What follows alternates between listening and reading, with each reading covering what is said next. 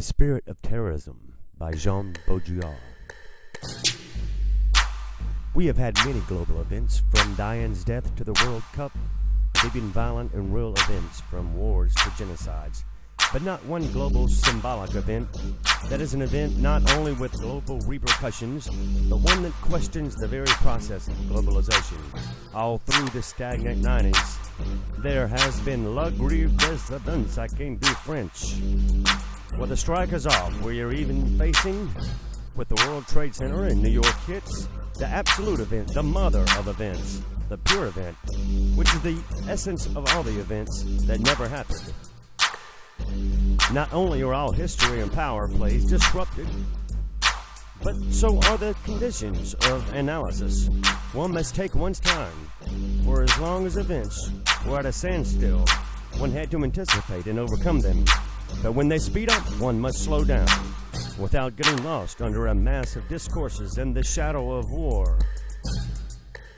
And while keeping undiminished the unforgettable flash of images, all the speeches and commentaries betray a gigantic reaction to the event itself and to the fascination that it exerts.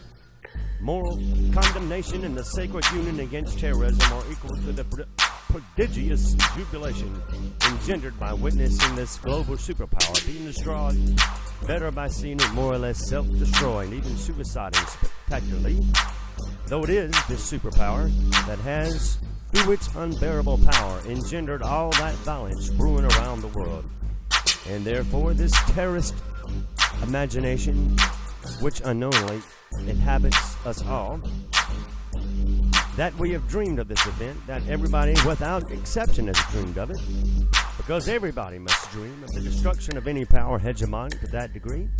That is unacceptable for Western moral conscience, but it is still a fact, and one which is justly measured by the pathetic violence of all those discourses which attempt to create history, rather erase. It is almost what they did, who did it, but we who wanted it.